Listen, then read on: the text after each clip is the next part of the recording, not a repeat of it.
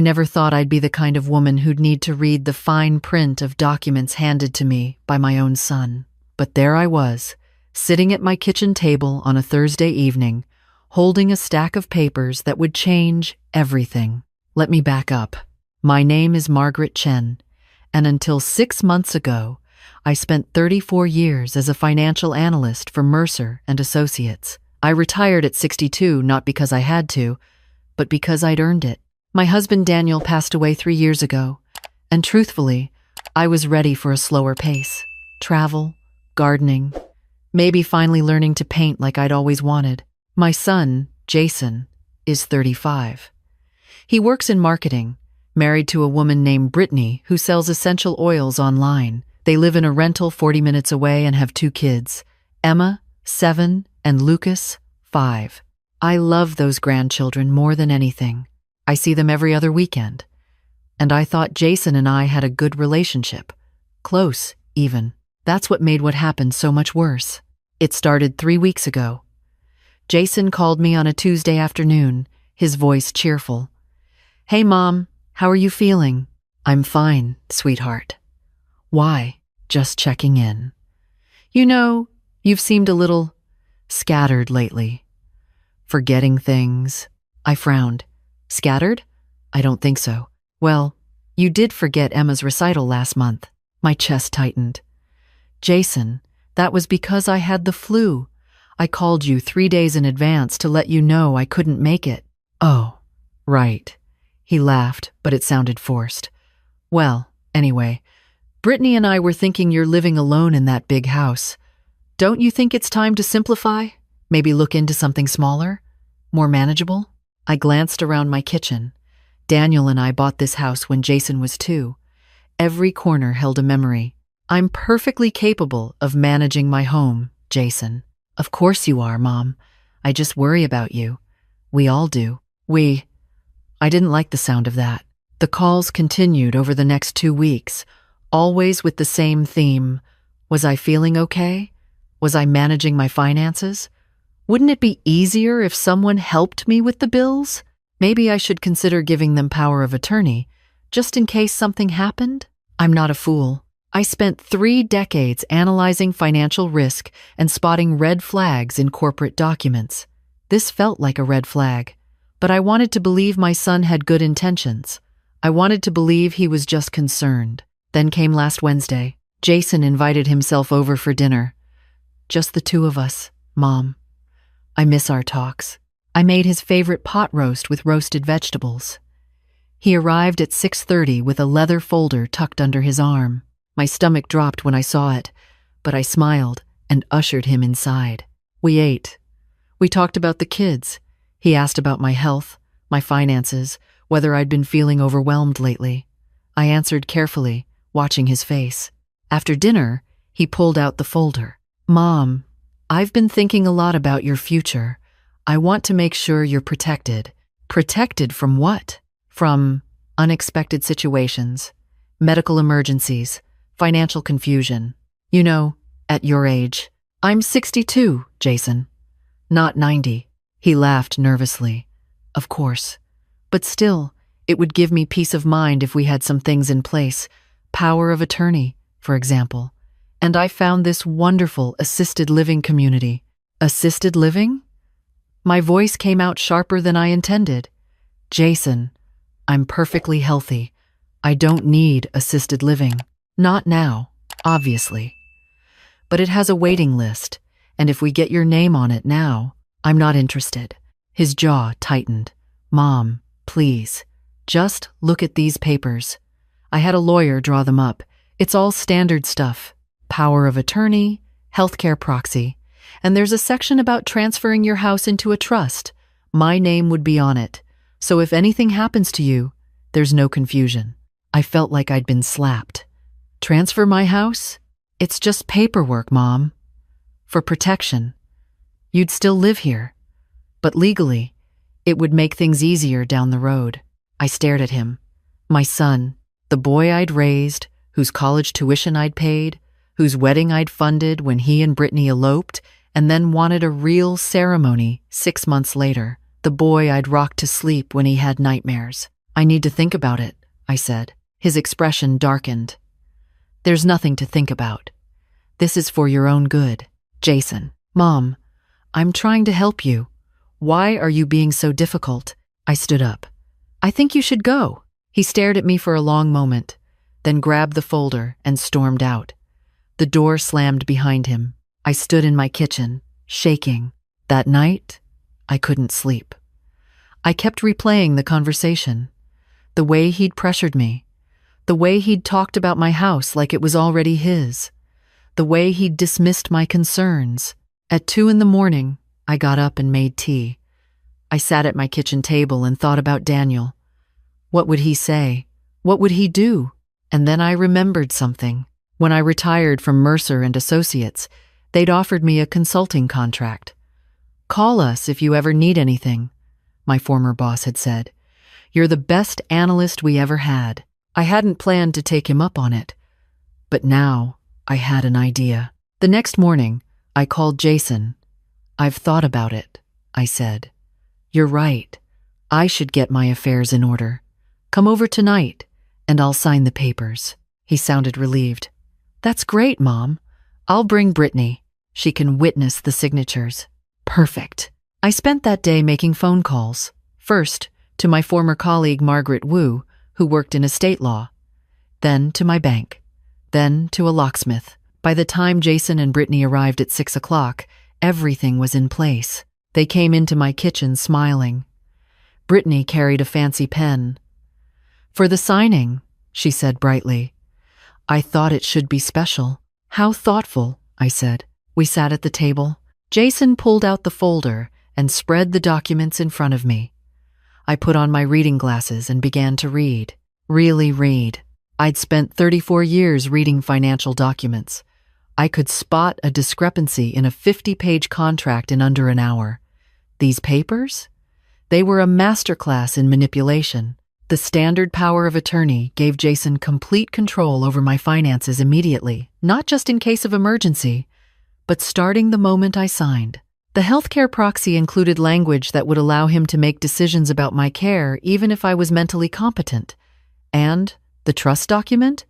It didn't just put his name on my house, it transferred full ownership to him, with a clause that I could reside in the property at the discretion of the primary owner. At the discretion of the primary owner, I could be evicted from my own home. My hands didn't shake as I turned the pages. I'd expected something like this, but seeing it in black and white still hurt. Everything look good, Mom? Jason asked. I looked up at him, at his eager expression, at Brittany filming on her phone for the family records, she'd said when she came in. Actually, I have a few questions. Jason's smile faltered. What kind of questions? This power of attorney. It says, effective immediately upon execution. That means you'd have control over my accounts right now, correct? Well, yes, but only to help you. And this section about the house. Full ownership transfers to Jason Michael Chen. That's not putting your name on it for safety. That's giving you my house. Brittany stopped filming. Jason shifted in his seat. Mom, you're misreading it. I'm not. I kept my voice calm. I spent 34 years reading documents exactly like this. I know what they say. Then you know it's all standard. It's not standard, Jason. It's theft. The word hung in the air. Brittany set down her phone. Jason's face flushed red. How dare you accuse me? I'm not accusing you. I'm stating a fact. If I sign these papers, you will legally own my house, control my bank accounts, and have the authority to put me in assisted living against my will. That's not we wouldn't. Then why is it in the documents? He opened his mouth, closed it. Then his expression hardened. Maybe because you need someone to make decisions for you. You're clearly not thinking straight. You're paranoid. This is exactly why we need these protections in place. I stood up. Get out of my house. Mom, get out. Now. Both of you. Brittany grabbed her purse. Jason grabbed the papers. You're making a huge mistake, he said. We're trying to help you, and you're too stubborn to see it. If you wanted to help me, you wouldn't have lied to me. We didn't lie. You told me these were standard documents. They're not. You told me I'd still own my house. I wouldn't. You told me this was for my protection. It's for yours." His face twisted. "You know what? Fine. Be alone in this house. But don't come crying to us when you can't manage anymore. Don't expect us to help you when you're old and confused and can't remember where you put your pills. I'm 62 years old, Jason. I run 3 miles every morning. I balance my checkbook to the penny. I am not old and confused. You will be. And when you are, don't expect us to be there." He walked out. Brittany followed, her heels clicking on my hardwood floor. I stood in my kitchen, listening to their car pull away. Then I locked the door and cried, but only for a few minutes, because I had work to do. The next morning, I met with Margaret Wu in her office. I showed her the documents Jason had brought. Her eyebrows rose higher with each page. "Margaret," she said when she finished, "this is unconscionable. If you'd signed these, your son would have been able to drain your accounts, sell your house, and put you in a facility without your consent. I know. Do you want to press charges?" I thought about it. Not yet.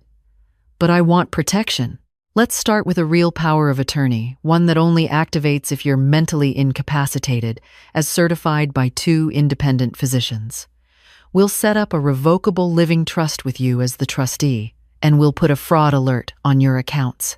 Can we do more? She smiled. What did you have in mind? I told her. An hour later, I left her office with a new plan.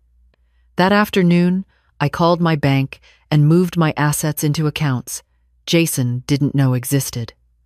I changed my locks. I updated my will, leaving everything to a trust that would benefit Emma and Lucas directly. Jason wouldn't be able to touch it. And then I waited. Jason called 2 days later. Mom, I'm sorry about the other night.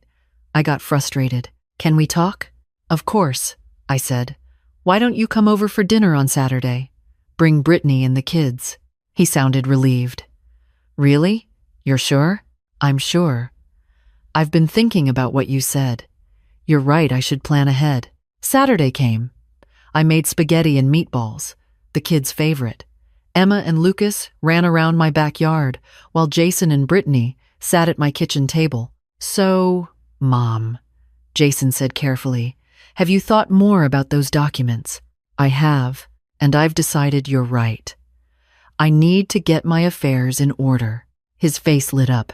That's great. I brought new copies. I've already done it. He froze. What? I met with an estate attorney.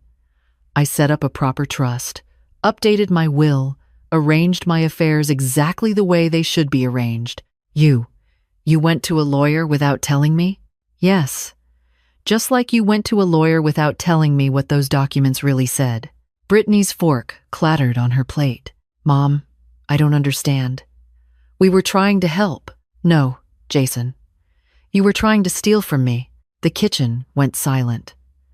Through the window, I could hear Emma and Lucas laughing. I would never. You brought me documents that would have given you complete control over my life, my home, my money. You lied about what they said. You pressured me to sign them. That's not help. That's elder abuse. His face went pale. Elder abuse? Mom, that's insane. It's the legal term for what you attempted to do. I verified it with my attorney. Brittany stood up. We should go. Sit down, I said. My voice was calm, but it had the tone I'd used in boardrooms when I needed people to listen. I'm not finished. She sat. I looked at my son. I loved you from the moment you were born. I gave you everything I could. I put you through college. I helped with your wedding. I babysat your children. I never asked for anything in return because that's what mothers do. We love our children unconditionally. Mom, but you looked at me and saw a resource, an asset to acquire. You saw my house and my savings and my life, and you decided it should be yours. You were willing to take my home, my independence, my dignity. Tears ran down my face, but my voice stayed steady. So here's what's going to happen. I've removed your name from all my accounts. I've updated my will. You will not inherit this house. You will not inherit my savings. Everything I have will go into a trust for Emma and Lucas. They'll receive it when they turn 25, managed by an independent trustee. Until then, Jason's mouth opened and closed. You're cutting me out? Your own son? You cut yourself out when you tried to steal from me. I wasn't stealing, we were going to take care of you. In an assisted living facility that I didn't need, so you could have my house? That's not care, Jason. That's greed. Brittany grabbed her purse. This is ridiculous. You're a bitter old woman who's going to die alone. I looked at her. I'd rather die alone than die robbed by my own family. Jason stood up. Fine. Fine. You want to be alone? You've got it. Don't call us when you need help. Don't expect to see your grandchildren. You've made your choice. Actually, Jason, you made the choice when you brought those papers into my home. He grabbed Brittany's arm and stormed toward the door. Then he stopped and turned around. You know what? You're right. I did want your money. Because you never wanted to spend it on anything. Dad died. And you just sat in this house hoarding everything. You could have helped us. We're drowning in debt, Mom. We can barely afford rent. But you don't care. You'd rather sit on your pile of money like a dragon. I stood up and walked over to him. We were inches apart. If you had come to me honestly and said, Mom, we're struggling. Can you help? I would have helped you. I would have given you money, helped with rent, whatever you needed, but you didn't ask for help. You tried to take everything. There's a difference. He stared at me. For just a second, I saw something in his eyes, maybe shame, maybe regret. But then it was gone. Goodbye, Mom. He walked out. I heard him calling the kids. I heard their confusion, but Grandma made spaghetti, and his sharp response, We're leaving. Now. I stood at my front door and watched them drive away. That was 3 weeks ago. My phone hasn't rung. I haven't seen my grandchildren. Jason hasn't texted, hasn't called, hasn't reached out. And you know what? I'm okay. I'm not okay with losing my grandchildren. That breaks my heart every single day. But I'm okay with the choice I made, because I learned something important. Love should never cost you your dignity. Family should never cost you your safety. And being a good mother doesn't mean letting your children exploit you. I think about it sometimes, late at night. Could I have handled it differently? Maybe. Could I have been gentler? Probably. But would it have changed anything? I don't think so. Because the truth is, Jason didn't see me as his mother. He saw me as an opportunity. And once that switch flips in someone's mind, it's hard to flip it back. I've started painting, like I always wanted to. I joined a book club. I volunteer at the library on Tuesdays. I'm learning to be alone without being lonely. And I've updated my security system, just in case.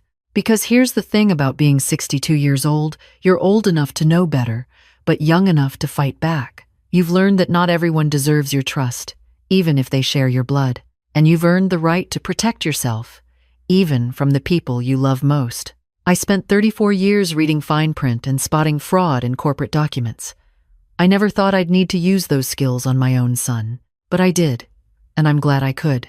Because the alternative, signing those papers, losing my home, losing my independence, would have been worse than losing him. At least this way. I lost him on my terms. My attorney called yesterday. Margaret, I wanted you to know there's been some activity. Jason tried to file a claim with Adult Protective Services, saying you're mentally incompetent and need a guardian. I wasn't surprised. What happened? I sent them copies of your recent financial records, your medical clearance from your doctor, and a notarized statement from 3 witnesses attesting to your mental competency. The case was dismissed immediately, but I've also filed a restraining order prohibiting him from attempting to gain legal control over your affairs. Thank you. There's something else. Brittany posted on social media that you're suffering from dementia and have cut them off for no reason. Just so you're aware, I closed my eyes. Of course she did. I have screenshots of the original documents he brought you, my attorney continued. If they continue to defame you publicly, we can pursue legal action. Let me think about it. But I already knew what I'd do. Nothing. Because engaging with them would only give them power. Instead, I sent a certified letter to Jason's address. In it, I included copies of the documents he'd tried to make me sign, highlighted in yellow, where they gave him complete control over my life. I included a note. Jason, this is what you tried to do to me. I'm keeping copies of everything. If you ever claim I'm mentally incompetent, if you ever try to take control of my life again, if you ever contact me or come to my property without permission, these documents will be filed with the police as evidence of attempted exploitation of a senior citizen. I loved you. I still love you. But I will not be your victim. If you want a relationship with me again someday, it will be on the foundation of honesty. Until then, stay away. Mom. I haven't heard back, but I sleep well at night. Because I know who I am. I'm Margaret Chen, 62 years old. I ran 3 miles this morning. I'm reading a novel about spies. I'm planning a trip to Scotland next spring. I'm volunteering to teach financial literacy to seniors at the community center, how to spot scams, how to protect themselves, how to know when someone is trying to take advantage of them. I'm not a victim. I'm not weak. I'm not confused. I'm just a woman who read the fine print. And maybe that's the lesson here. Whether you're 22 or 62 or 82, read the fine print. Ask questions. Trust your instincts. And never, ever let anyone, not even your own children, convince you that protecting yourself makes you difficult or paranoid or ungrateful. It makes you smart. Emma's birthday is next week. She'll be 8. I sent a card and a gift to their house. I don't know if Jason will give it to her. I hope he does. I hope someday, when she's older, she'll understand why Grandma isn't around anymore. I hope she'll be proud of me for standing up for myself. But even if she never knows, even if I never see her again, I'll know. And that has to be enough. I look around my kitchen, the same kitchen where I fed Jason breakfast before school, where Daniel and I danced on our anniversary, where I sat with my mother before she passed away, holding her hand and promising I'd be okay. I am okay. I'm more than okay. I'm free.